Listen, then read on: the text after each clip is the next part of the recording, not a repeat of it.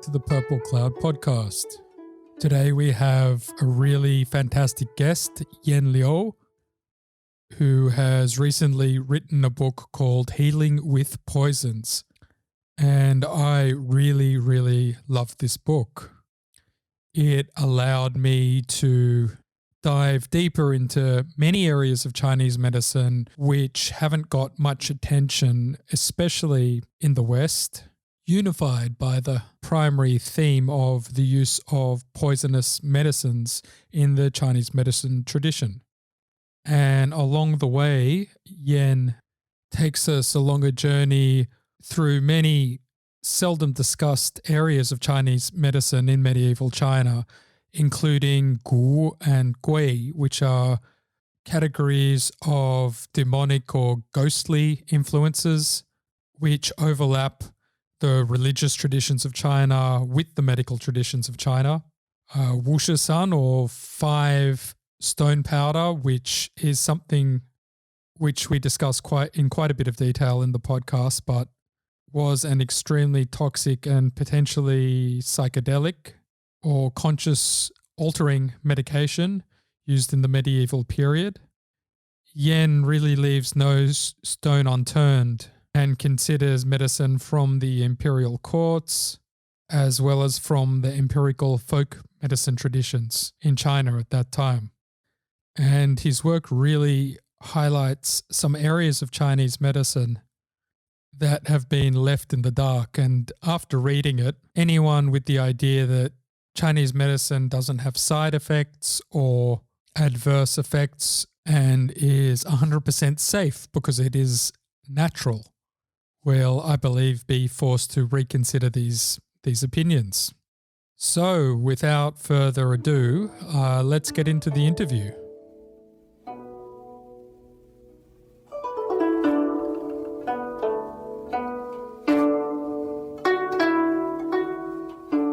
Okay, today on the podcast, I'd like to welcome Yen Liu. Welcome, Yen.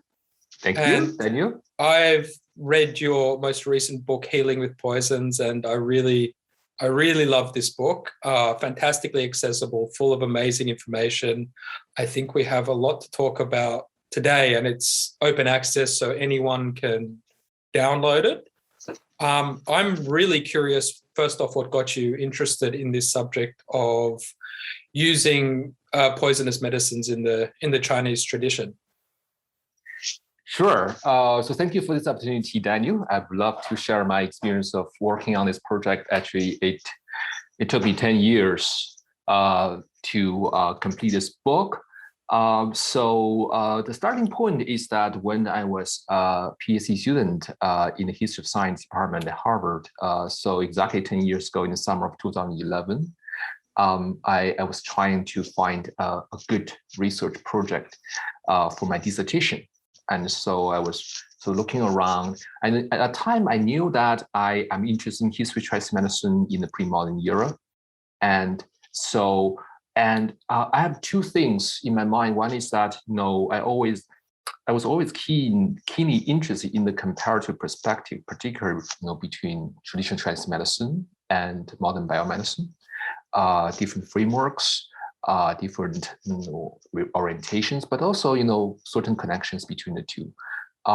That's one dimension. The other dimension is that I'm also interested in the so-called cross-cultural comparisons.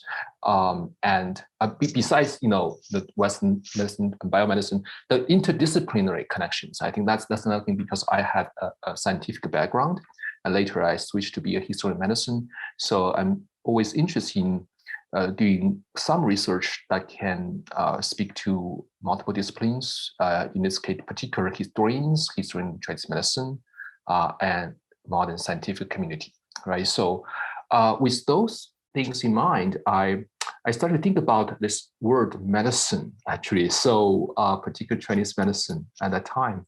And I find, in the Western world, I would say Chinese medicine had spokesman or spokeswoman, acupuncture, that's very much, it's very visible, it's very, prominent. But of course, it's not just acupuncture. Chinese medicine contains many different kind of things and techniques. And particularly, I'm interested in the medicine that use a more narrow sense of medicine, perhaps, a specific sense of medicine as medicinals, right? So medicine is plural, right? So basically drugs. And that is really something I would say we don't really fully understand that much in this history of Chinese medicine. And it is a lively tradition. And we use drugs, medicines of all kinds in Chinese pharmacy. So that's really got me interested. Study the medicine above all is a study of medicines, plural. And so I delve into this rich material culture of medicine and just find that's quite interesting because I find there's something when I read this Asian text, it's different from our contemporary understanding of Chinese medicine. And this comes to my, I wrote this in my introduction of the book, that a common misconception between Chinese medicine versus Western medicine, that is, Chinese medicine is often considered benign, natural, right, without side effects. And Western medicine, particularly the synthetic medicines produced in the laboratories, is often considered, dangerous with side effects, very, very strong, right, very, very violent. But when I delve into the sources, back in history, I find that's actually not true, right? So Chinese pharmacy use quite a lot of very powerful substances, i.e. poisons. It's a very strong tradition. It's sort of a forgotten tradition. And I became immediately interested in that and tried to really spend time to figure out the roots of that tradition, the evolution of that tradition from the ancient to the medieval period, and the repercussion of that tradition in the modern times. And really try to prototype this misconceived dichotomy between Chinese medicine versus Western medicine. Of course, they're not the same type of medicine, I fully acknowledge that, but this kind of simple dichotomy between the two seemed to be problematic. And that's sort of my starting point to write this. At that time, dissertation, later it became a book. So that's sort of the starting point why I became really interested in this project. Got you traveling down that rabbit hole, because there's a lot of twists and turns in the book, and what I really like is you take the scope of Chinese medicine as a totality and include things that people might not be really aware of, like the more spiritual healing traditions, the things like maybe more folk medicine traditions using empirical experiences rather than based in the sort of classical theoretical things people might be more familiar with. I thought that was really, really fantastic. This I guess a good place to start is you mentioned cross-cultural comparisons, and it's a big interest to me because I spent a lot of time in China and I realized how much of my preconceived notions about how the world works are just where I was raised in a particular time, and there are other ways of seeing things. So maybe you could talk a little bit about the way poisons were seen in the West and in the Chinese traditions and some similarities and differences. Yeah, that's a great question, Daniel. Especially, living in a globalized world, right? So we are very sensitive to different cultural traditions and make comparisons and connections. So when I introduce my topic to my colleagues and friends, of course, the aspect I just mentioned, people will say, "Oh, that's kind of surprising that Chinese medicine does use poisons for healing, right?" So that's kind of a surprising, unexpected aspect. But sometimes people also responded with saying, well, it's not that surprising, so the Western medicine does that too, right? For example, chemotherapy, right? So that's oftentimes is a very good example that chemotherapy is very violent, but it kills, the cancer cells. If used properly, it's effective, right? That's not a modern example of that. So what I want to say here is that, not just in the contemporary world, Western medicine does use this kind of a very vehement approach of curing illness. You can trace that tradition to very early on. So to ancient times that, I did a little bit of research of this text called De Materia Medica by this Roman physician called Dioscorides, who produced this text. Basically, it's a foundational pharmacological text in the Western tradition, European tradition here. It was produced 2,000 years ago in the first century. And that text basically includes quite a lot of poisons in it, but for therapeutic purposes. So in that sense, it's quite similar to the tradition in China when we go back to the Han period, roughly around the same time. In the first century, we find the first pharmacological writing, Divine Farmer's Classic of Material Medica, 神农本草经, and it also included lots of poisons there, right? So that's, on the one hand, we see, that's kind of similar, right? In the Western tradition, in the Chinese tradition, both traditions started from very early on, started to use poisons as medicines, right? So that's one aspect I do want to point out, right? There are similarities here between the two traditions, but there are also differences. That I find even more interesting. That is, the starting point seemed to be similar, right? So another point I forgot to share with you is that the modern English words, pharmacology, pharmacy, pharmaceuticals, they are all derived from the Greek word pharmakon. Pharmakon in ancient time means both poison and medicine, right? So that's a sort of conceptual foundation for why people in the past, in European traditions, use poisons for healing purposes.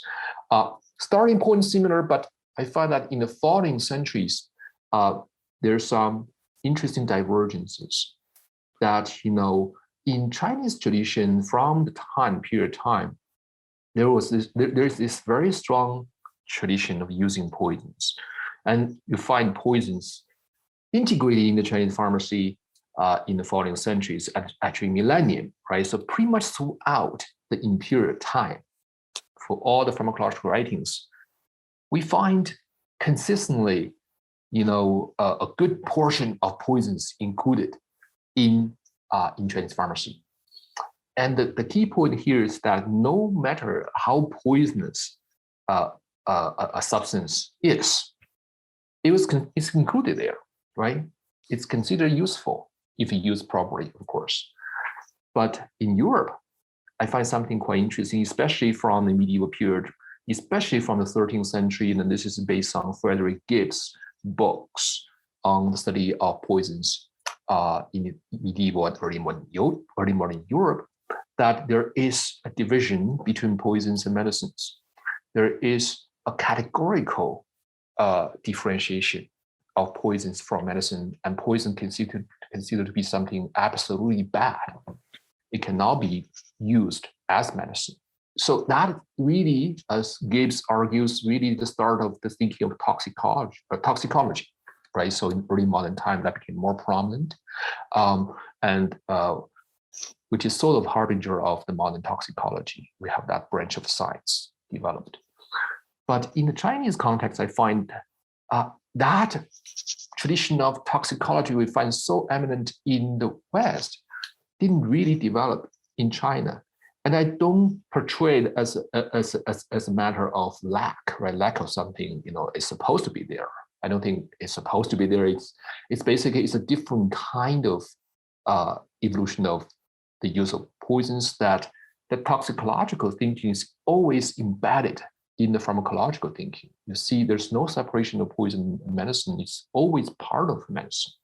I find that is really something I find quite fascinating. And in my book, I wrote a sentence to try to summarize of this divergence or difference between the two traditions, is that they use poisons for healing in both traditions, but the rationale behind each tradition is quite different.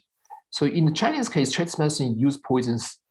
Let's start with the European. The European tradition, they use poisons despite of its toxicity, but in Chinese medicine, it's because of it, right? So that is really, I find it something quite interesting.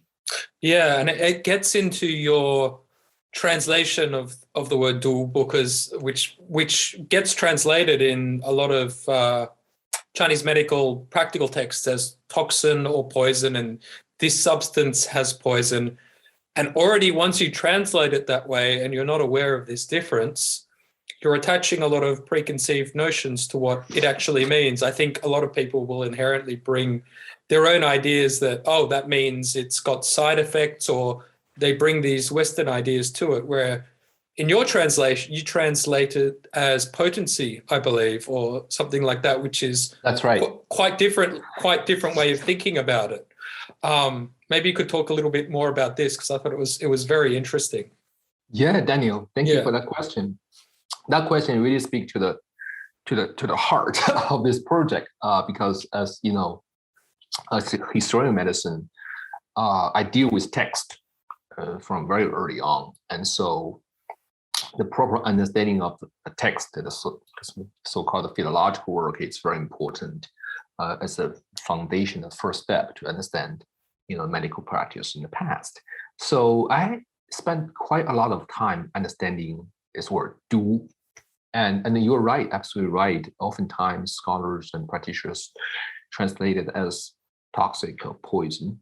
I do use the word poison quite a lot in my book because it's basically the subject matter of my book. Although I give a spin of it, hopefully my readers, after reading this book, will have a different understanding of that word.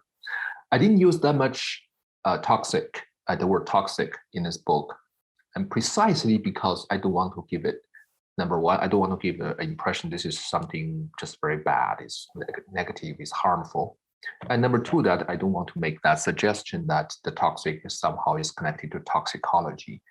There is not, in Chinese tradition, that was not inevitable trajectory. Actually, in China, it followed a different trajectory. So for those reasons, I used the term potency. So I have to admit, right? So there's no perfect translation for the word "do." At least in the pharmacological context, the meaning is paradoxical. It could mean both to cure or to harm or to kill. So in a sense, it's quite similar to the word pharmacon I just mentioned. Right? So, but pharmacon is not an English word anymore, right? So, and pharmacology, pharmacy tend to have this more positive meaning of healing there. So, but I translate it as potency because potency has, the same roots as power, right? So, and that's really the core meaning of "do" in the pharmacological context. And this can be traced back to the Han period, if not earlier, where the dictionary at the time explained the "do." One meaning of it is thickness, right? It's thick, which implies the thickness of mountain. So it's heavy, it's intense. It doesn't have an obvious negative meaning as we see it today. So, and that thickness in the medical context, I think can be translated as potency in the sense that referring to a medicinal substance, it's very powerful. That it could powerfully cure illnesses because of the potency, but it could also kill people if it cannot be if it is not used properly, right? So that paradox is really when I use the word potency, is try to convey that sense of paradoxical meaning of "do." So that's my strategy of, and sometimes I didn't translate it. I just use, for example, in the material medical literature, they talk about whether this drug, whether it possesses "do" or not possesses "do." I sometimes use "do" possessing capacity or property of the drug to leave a little bit of ambiguity there. It is a very complex word, and the meaning of which varies greatly according to what kind of text, what kind of context it is in. So it's very much like the medicines, right? So I studied, they had a very fluid nature, depends on how you use it, right? So how you transform it. The meaning of the word "do" also is very fluid, right? I think those two correspond with each other very well. And it also touches upon this idea of the word side effects, I think, and how they differ in a biomedical concept. You just mentioned that in the Chinese context, it's more as if you don't use them properly, they will have an adverse function, which is different to the way biomedicine sort of perceives this. Right. Yeah. So side effect is also something, we talk about it quite a lot in the contemporary world, right? Both in the Western medicine and Chinese medicine. And in Western medicine, side effects, it almost becomes a norm of describing any kind of pharmaceutical products. You have side effects, it's labeled there. And for any kind of pharmaceutical products, we need to maximize the good effect and minimize the side effects, right? That's the goal. My starting point when I try to challenge the misconceived dichotomy between Chinese and Western medicine, and one of those dichotomies, Western medicine does have side effect and Chinese medicine doesn't. I challenge that, and people may say, "Oh, then Chinese medicine also has side effects, right?" So, that's true to certain points. Of course, Chinese medicine, just like any medicinal substances, it could induce effects, sometimes negative effects. And actually, biomedical researchers, some of them who are more critical of Chinese medicine today, they tend to say that Chinese medicine, these herbs contain some hidden toxic substances. It often have side effects, if not lethal effects. We have to be careful not to use them. So they have their interpretations of side effects. So my point here is that Chinese medicine definitely have effects actually. So sometimes it's good effects, sometimes it's bad effects. We can say it's side effects, but when we go back to history, actually, especially during the period of time I studied, so medieval China, so from the 3rd to the 10th century, I find doctors pay more attention to the effects of the medicines and how to properly induce the good effects of medicine to cure illness and avoid the negative effects or the adverse effects due to the improper management. So they didn't really develop a concept similar to our modern biomedicine, like there's a positive and there's negative division. They consider effects of medicine as more, in a sense, organic or holistic as a whole, actually. So some of the effects they described back then, like vomiting, bodily pains, dizziness, for example, induced by the medicines, we today may consider that they are side effects that should be avoided. It's pathological. But back then, they consider not necessarily. These are the necessary effects to eliminate the pathological agents inside the body, to purify the body of these malign burdens inside the body in order to achieve the final cure of the patient.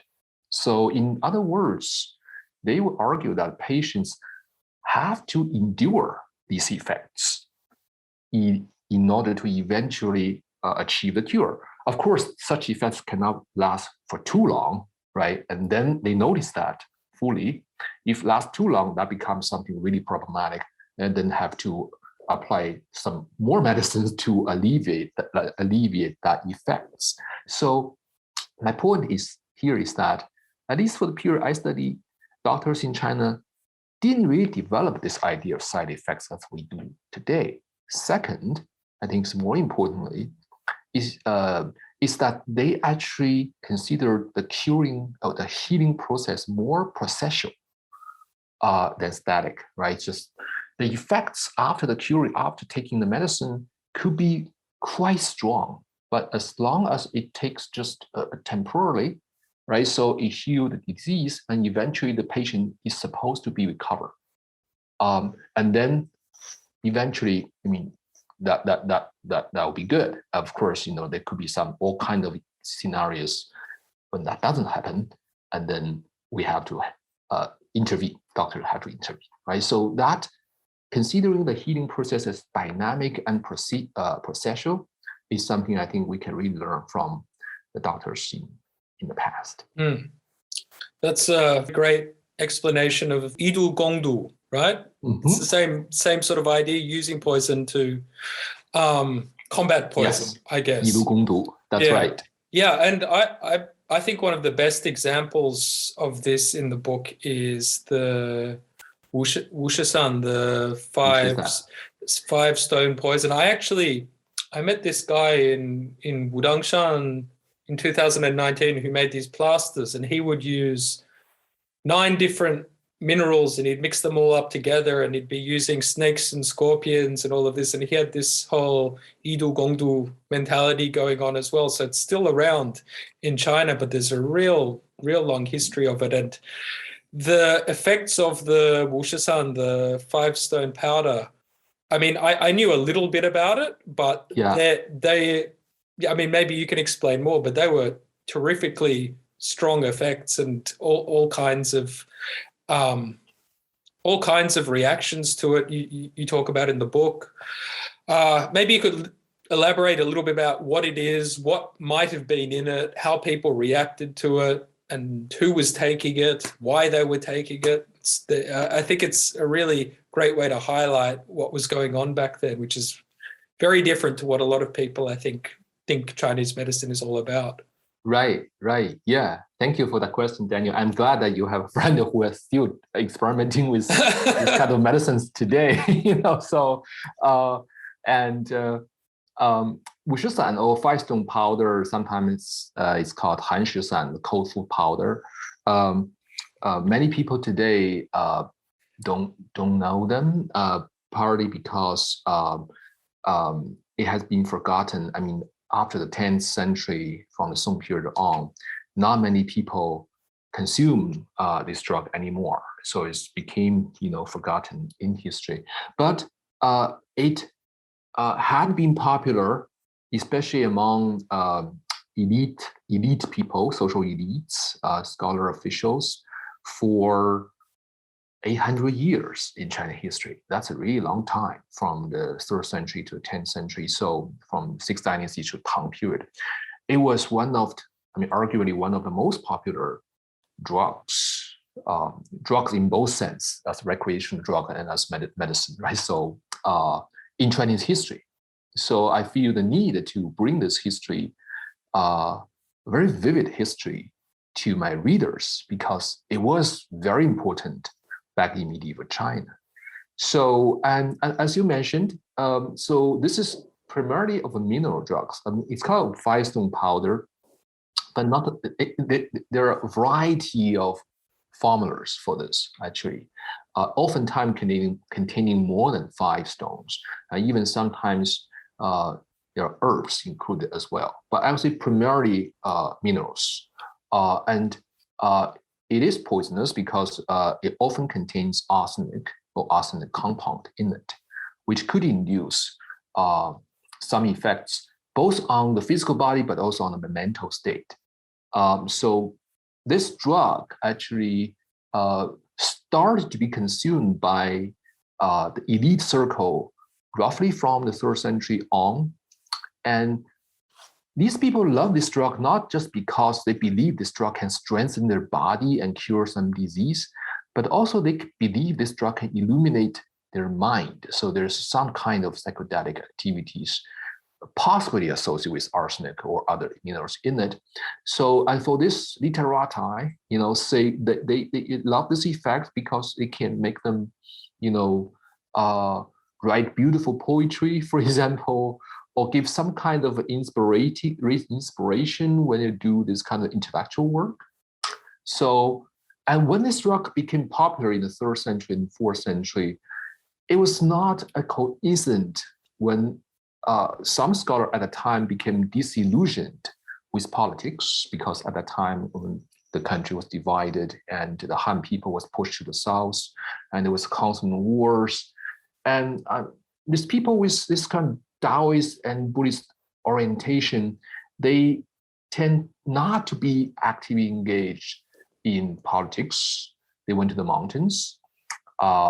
They gathered, they drank a lot, and they took this firestone powder, right? So in that sense, it is really a drug culture, or if we say get stoned, because it's really stone.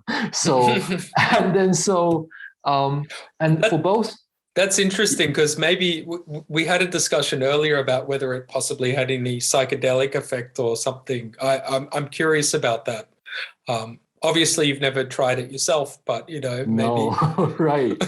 Yeah. So I think there's something there. There's something Okay. there. So that altered the mind. So they consume this drug for that purpose. Actually, a famous writer, Lu Xun, in early 20th century, he's also a scholar. So he gave a lecture in 1920s in Guangzhou, and he offered this analysis of these people back then, particularly this drug culture. And he portrayed it in a quite negative way. These people are decadent, so it's like consuming opium, so his whole thing was, though, looking at old Chinese culture and trying to tear it down in a way. That was right. a big part of his MO, wasn't it? Right. He's not a big fan of traditional Chinese medicine, for sure. No. So, right. So he showed a story called Yao, right? Medicine. Yeah. Just I mean, that's the political metaphor, but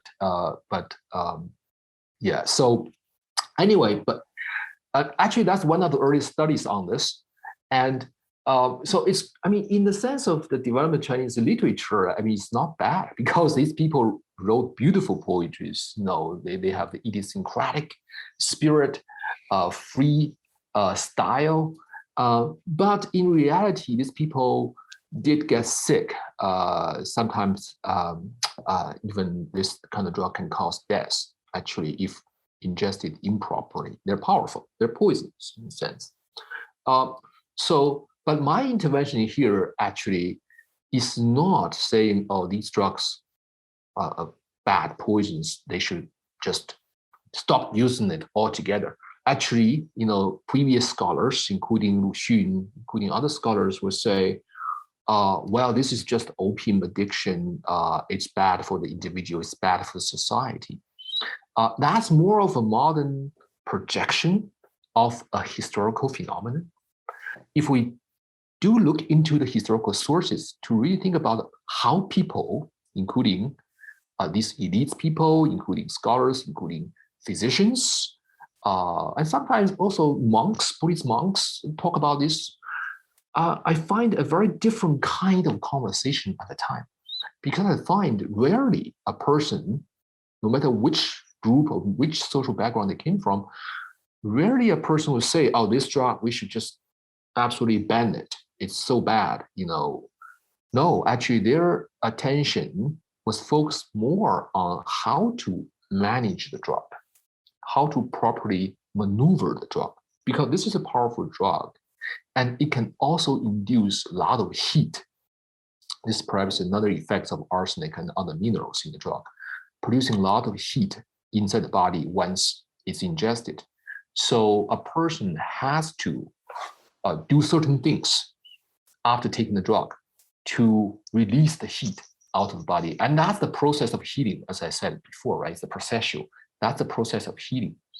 And that's one reason, that's the reason why this drug is alternately called cold food powder, right? That's, after taking the drug, the person should eat cold meals and also take cold baths. Yeah, you give that great story of the people being forced in winter to have the cold water. Yeah. One of them, it worked, and another one ends up dying. It kind of remind me a little bit of, do you know this Wim Hof method, which is very popular now, where people take the cold baths for health reasons? It's anyway, sort of kind of reminded me a little bit of that, which is a very, well, yeah, but it was very extreme stuff. Very extreme methods. And so, and I mean, back then people consider that's necessary. You have to do those kind of things to release the heat out of the body as a part of healing. And a lot of people didn't follow that advice or didn't do it right. And then probably problems arose, right? So, and the lesson we can learn from this story is that taking the drug is just the starting point, right? So patients do have responsibility of taking care of themselves after the drug is taken, how to manage the drug's effect inside the body. And in this case, it's very, it's very dramatic in a sense. And in our mind, it's very counterintuitive, right? So you take off your clothes and take a bath. So there's a lot of strange stories back then in the 6th Dynasty. People wear very little clothes, almost naked, walking, and this is called walking the powder, right? So walking the heat off the body. There's a reason for that, right? So that's eventually, I think it's the difficulty. There's two things I want to highlight here and the take-home message from the story. Number one, the drug need to be properly managed in order to release its full power. Number two is that it is the mismanagement of the drug that people focus on, rather than the drug itself is inherently bad or poisonous. And I also want to give the final point here is that physicians at the time often warned that this drug should be used only for emergencies or resuscitate the life, that kind of situation. It shouldn't be used and consumed habitually. And that is also something I find is quite important. A drug has a specific purpose. And if it's used out of that specific purpose, it could lead to lots of tragedies. So yeah. I just had a thought, but perhaps it's a little bit like the opioid crisis in America in that way, that you're meant to use it for one way, and then a lot of people are using it recreationally or, for other kinds of reasons. Thank you for that connection. Yeah, I mentioned that a little bit because it's happening right now here, right? So I find that resonance is quite interesting. Very interesting. The other thing that I really liked about the book was the chapter on the Gu and the Guizhu, which is more like the spiritual healing, and there's a lot of overlap with, I guess, folk beliefs, folk religious beliefs, and Taoism and Buddhism and all these kinds of things get all melded up together in different ways and with medicine. And I know there are some practitioners out there now, especially in America, who've brought this Gu theory back a little bit. Oh, really? And they use it. And it's a very interesting one because it's quite a nebulous word. It seems to change over time. It has all these different meanings, and I'm not exactly sure how they did it. One way, I've got it written down where someone described it, that it's what's excess, indulgent, delusion, and chaos generate. I thought that was a very interesting way of putting it because it's quite vague, but you get a concept that there are these kind of, it's a mix of like spiritual, psychological, physical, and all of this sort of thing. Maybe you could explain it a little bit more because I find this idea very fascinating. Yeah, thank you. So this is indeed, you're absolutely right, a very complex concept, Gu, and relatedly, Gui, demons or ghosts. So which I discussed these various concepts in one chapter of the book. And this in the broad sense, when you think of medicine and religion, spirituality, and folk religions, and scholars like Michael Stanley Baker, Peter Saguaro, they discuss this, Taoist medicine, Buddhist medicine, quite a lot. And so my attention here is more on the poison connection. And so, and particularly from the perspective of etiology, which is the cause of illness. And this kind of comes back to your early mentioning of this idea of 以毒攻毒, right? So use poison to attack poison, right? So when we think about, for example, applying potent medicine to cure illness, and that illness is often imagined or conceived as something concrete inside the body, concrete, specific, in the forms of demons, in the forms of this kind of worms, and worms has a very close connection to gu poison. Right? So and that's the connection. Only the powerful substances can eliminate these pathological agents inside the body. That's one way to think about the rationale of 以毒攻毒. Gu is something, it's very ancient, right? You find the character in oracle bones, actually. And it has a lot of different meanings, as you rightly point out. In the pre-Han text, you find it's referred to delusion, chaos, and there's also a connection to woman, female delusion. It's very negatively portrayed in this sense. Women tend to have this power to delude men, and that already in some of the earliest texts, like 左传, the 左 commentary, and then later, from the Han period on, you'll find this very strong connection between gu and worms, actually, gu and worms. And the manipulator of the gu, and you can translate it the witchcraft in that sense, because it's often, this kind of manipulator are often believed to be women, and they manipulate in the famous text, 朱病原后论, that's in the early 7th century, that I think the previous interviewees, Dolly Young, had talked about that text.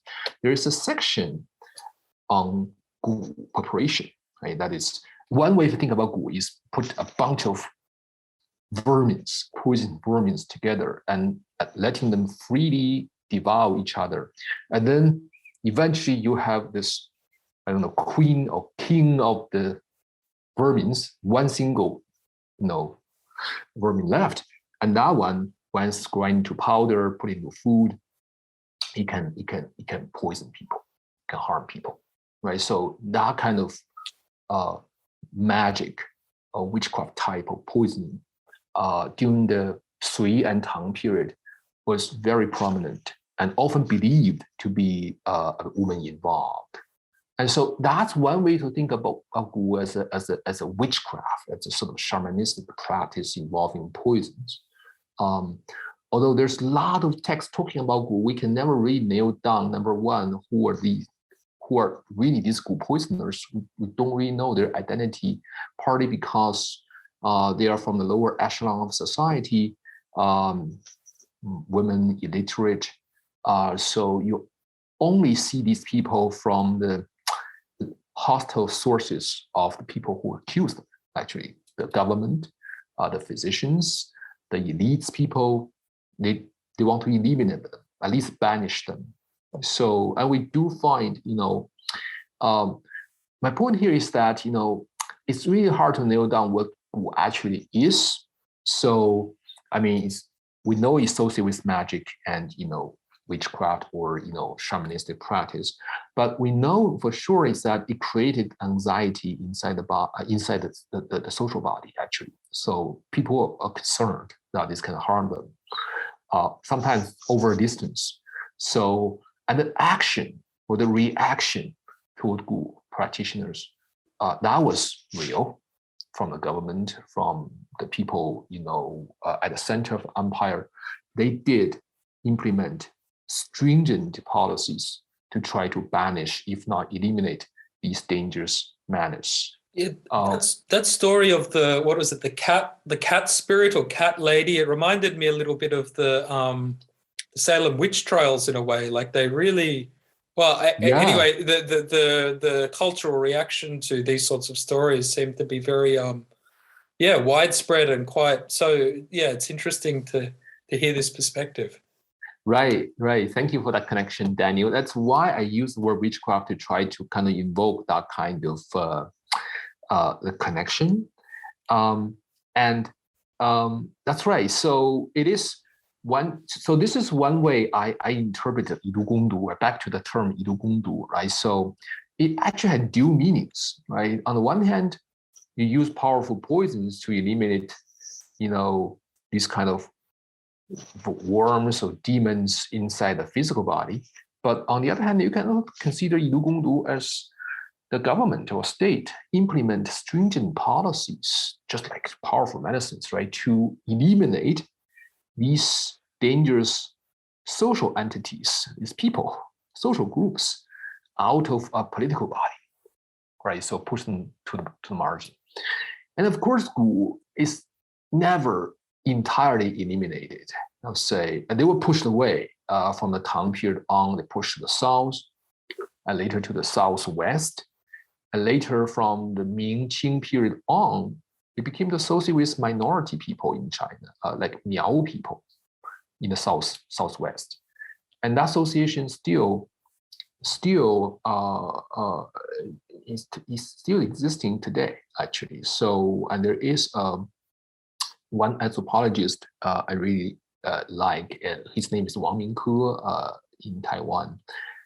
He's just recently published a book on this kind of practice in our region of China, and really connected to the witchcraft, this kind of practice in the Western culture.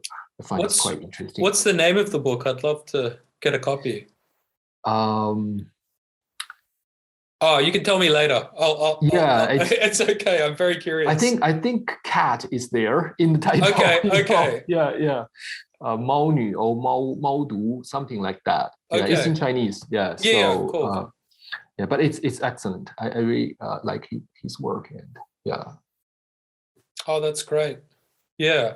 I found it really interesting, the development of this kind of the idea of it, with it starting with a kind of a moralistic kind of idea as well, coming from the more Taoist side of things, and people developing these illness from moral shortcomings, and then later moving. I think it was Chow Yun-fang, you said, who sort of developed this idea into something more having a weak body, and these things being able to come into it. I thought this was really interesting, because I've talked to some Taoists who practice medicine, and one of them in particular sort of recently married, like he's still around today, but married these two ideas, and the idea that if you behave immorally, you'll do things that will get you to have a weak body, and then these things will come in. So you have to address both the weak body and your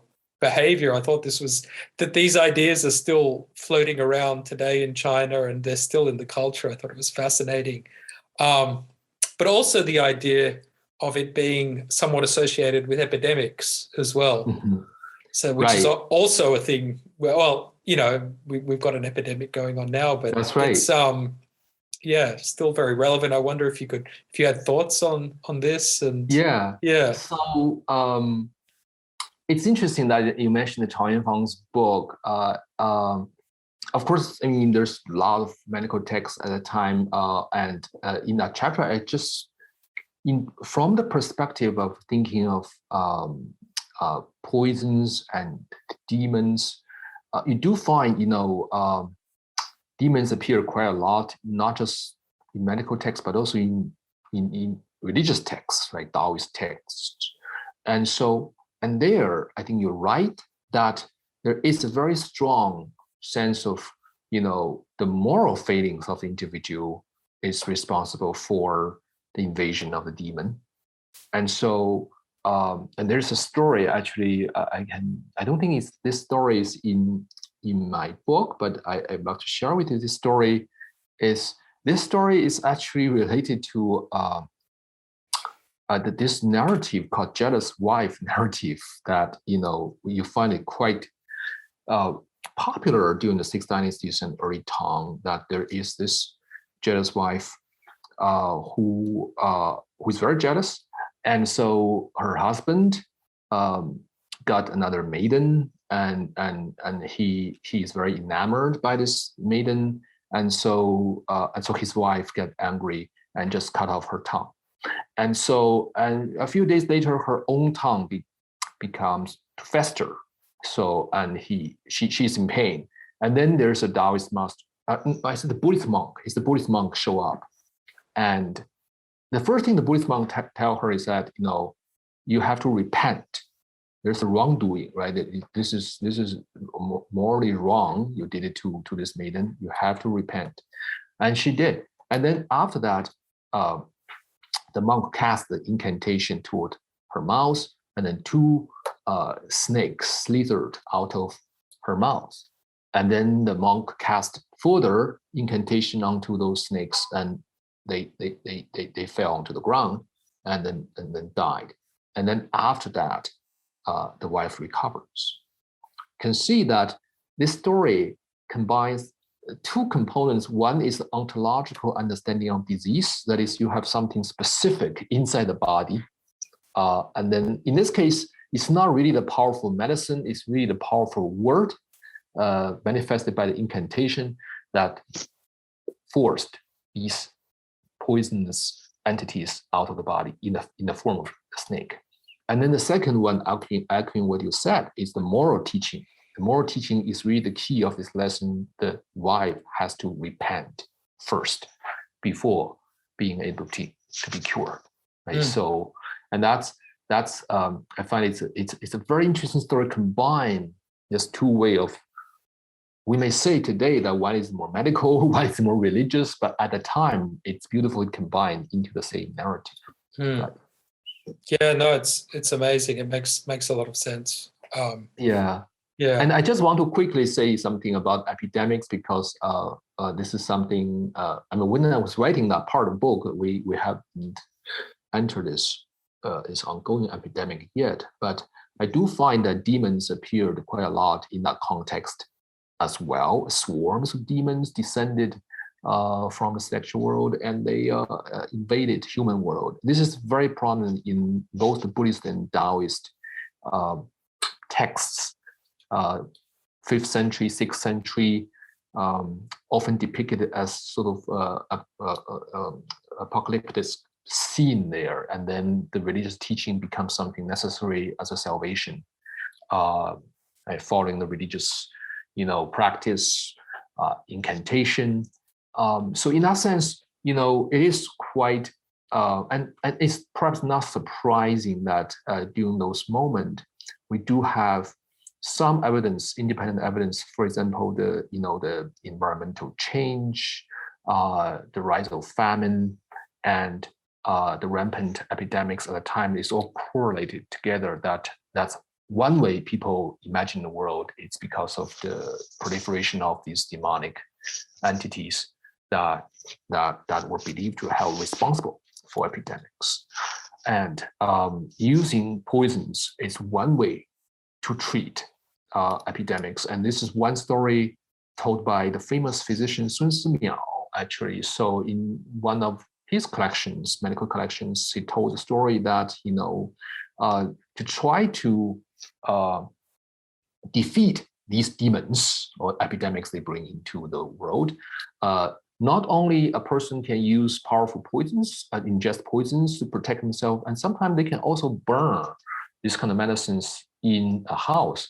And basically the smoke emitted by it can be a repellent, basically, to dispel these malign entities, keep them at bay, basically. So you can imagine medicine can be used in multiple ways at a time, not just ingestion.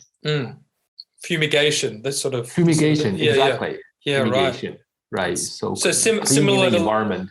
Yeah, so like the incense they use in the churches, this kind of thing, it's maybe a similar kind of function. It's right. Very interesting. Right. Exactly. You've got that other chapter in the book. I think it's the last chapter, which is also that overlap between the religious, spiritual, well, more the spiritual and the medical. Probably more on the spiritual side is alchemy and poisons playing.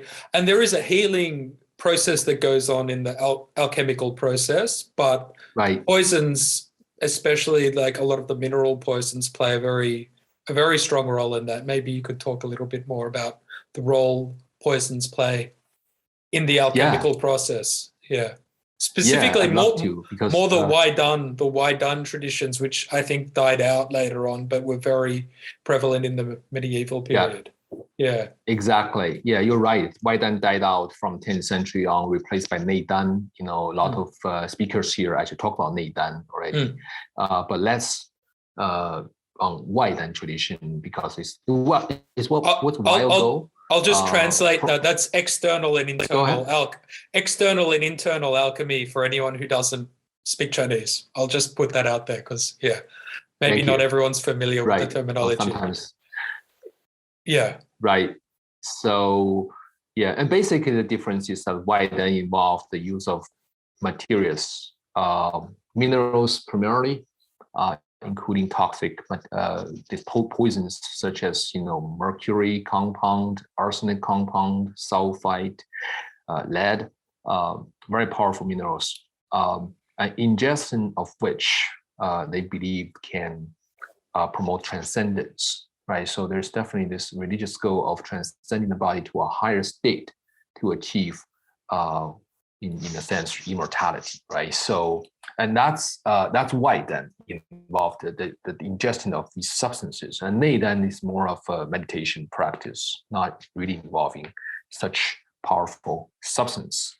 And why then flourished in the first millennium, actually starting from Qin Shi Huangdi. Actually, he was very interested in ingesting such elixirs. Basically, it's an alchemical product, often called elixirs. And a lot of alchemists, at the time, including people who practice, Taoism, but not exclusively to that group of people, we find they are interested in this idea of taking powerful minerals to achieve transcendence. But it is something really puzzling to us today, because they are very powerful and people sometimes even died from ingesting elixirs. But why did this tradition last for like 800 years, right? It must be something there that's driving them. Of course, there is a religious aspiration there, but it must be something more driving these people to take in these powerful substances. And that's really the driving question for me to think about this Wai Dun tradition, that how did people at the time really interpret the effects of these powerful elixirs?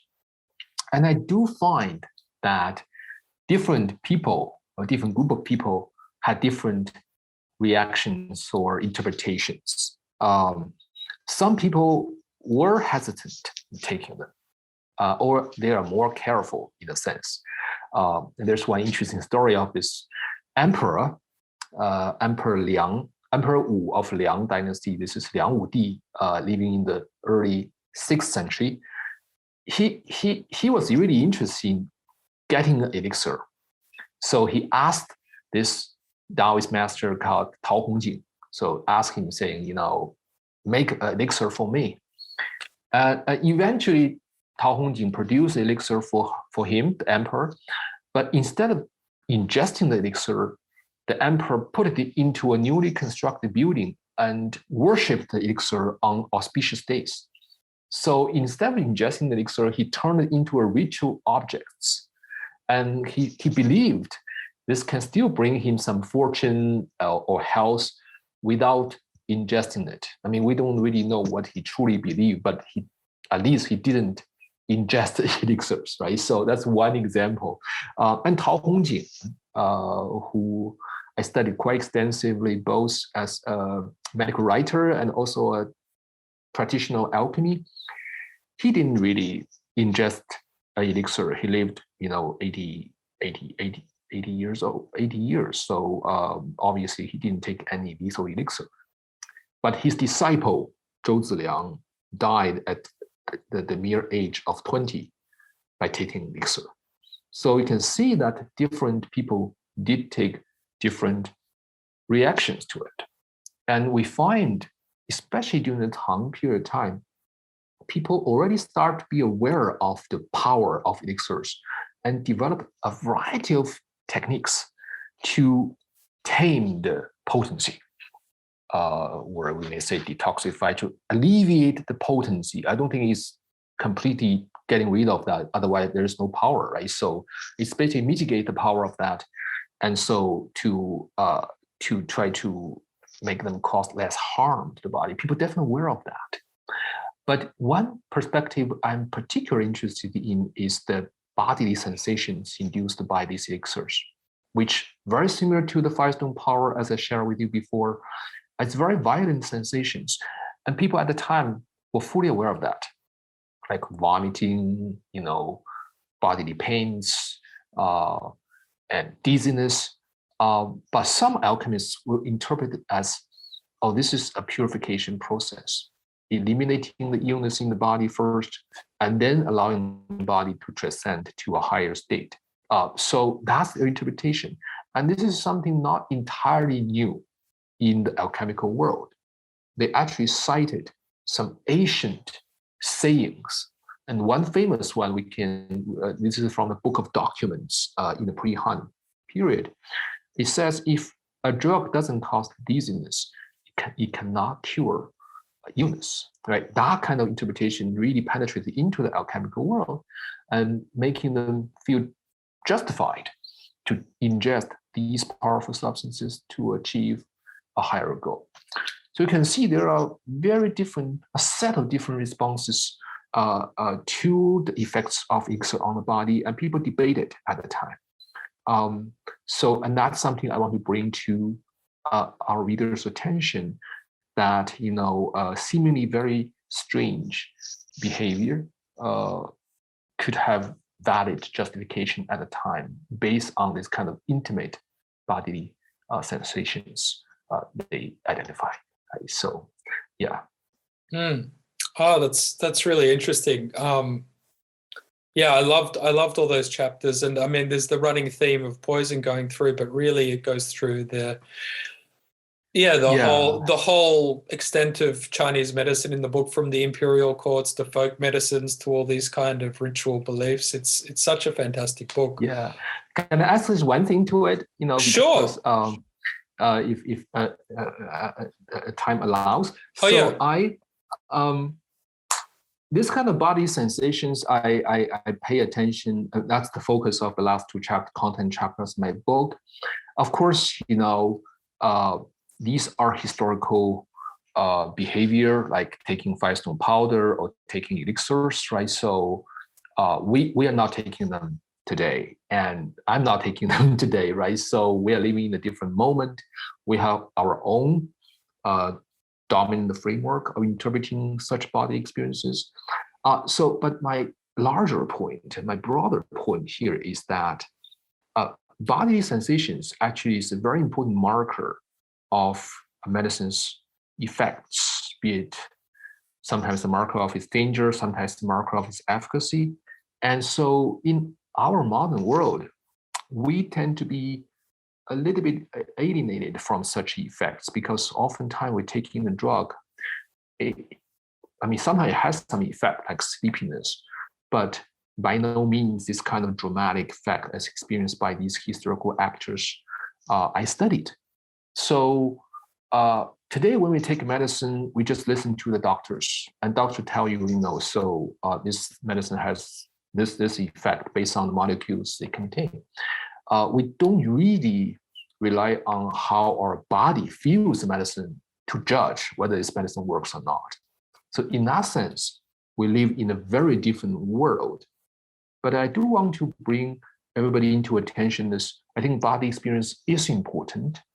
And using just the example of, for example, the responses induced by vaccines, as many of we have experienced that, right? And that's an interesting example, because in that scenario, no effects is not necessarily a good effect, because people somehow interpret it as something, it doesn't induce an immune system's response. It should have some kind of effect, but it shouldn't last for too long. And oftentimes people interpret that as side effects, right? Again, back to the side effect narrative. But that's just one example to think about actually although I studied something a long time ago, but we can certainly relate to that kind of experience in certain situations today. Yeah, that's a very different way of looking at the responses to the vaccines. If they're minor, you have a small arm, you feel sick for a day or two and get better. Right.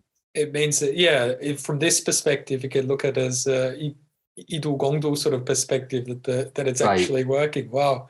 Okay, Right. I hadn't thought of it like that before. I'm curious what's next for you, what your next project is, and what your, I mean, this has just come out, so obviously maybe, Yeah. maybe you're not thinking about it yet, but I'm sure you've got something in the works. Yeah. So I do have some ideas, and actually it's already popped up in one of our questions, which is, that story Sun Miao said, burn, poison, and fumigation, and smoke, use that to drive out demons. So I am interested in this kind of incense, not really just incense. I would say I would call it aromatics. So in Chinese, this is word xiang. So in one sense, I mean, I didn't design that way, surely, so that, I'm developing the opposite of poisons, because oftentimes xiang or aromatics were often used as antidotes.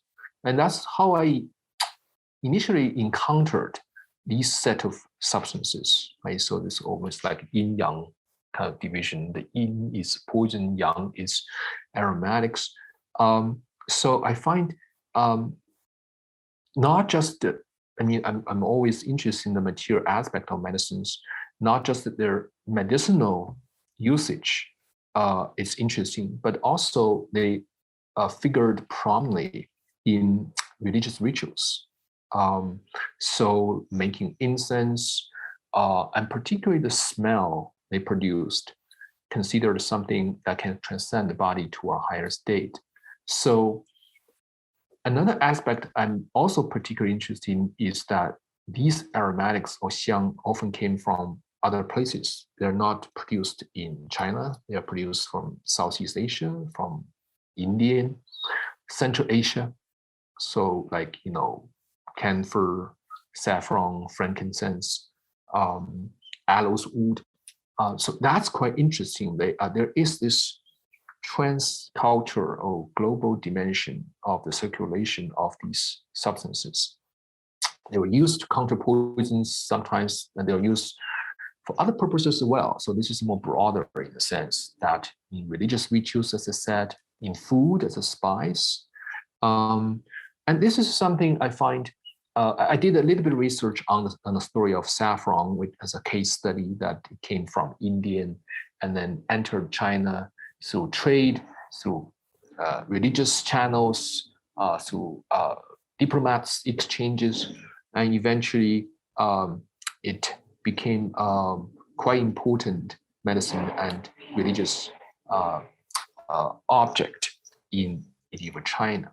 So in the future, I'm particularly interested in exploring this set of imported substances and the diverse usage they acquired in China in two directions. One is the transmission and transformation of knowledge across different social and cultural spaces. That's one dimension. The other dimension is really about the history of the smells and how the olfactory experiences, again, this come back to my long time interest in the body, the history of the body, how this particular olfactory experiences induced, enhanced, the understanding of the substance itself, enhanced the religious experiences, enhanced the understanding, consumption of them in the food culture. So that's basically what I'm heading to for my next project. I'm really looking forward to that. It's something, I've had an interest in as well, and there's not much written about it, so I'm really greatly looking forward to reading this. Yeah. Thank you. Yeah. And thanks for your time today. And if anyone out there wants to read your work, they can purchase a copy, but it's also open source, so they can download it. Well, I'll put a link up in the notes, so if anyone wants to read it, they can do that. And I really recommend anyone listening to give it a read, because it's very accessible and some fantastic stuff in there. Yeah. Thank you, Daniel, for this opportunity. It's great chatting with you, and some interesting stories just popped up, and I can help sharing those stories with you and the audience. Yeah. Thanks for your time, and thanks for writing the book. Really enjoyed it. Yeah. Thank you. And thank you once again to Yen Liu for taking the time out to discuss his latest work, Healing with Poisons. And just a reminder out there, the book is open source, so can be read for free on PDF. And I will be including a link to the book in the show notes. I highly recommend it. It's a fantastic read. And on that note, I'll leave you there. Bye for now.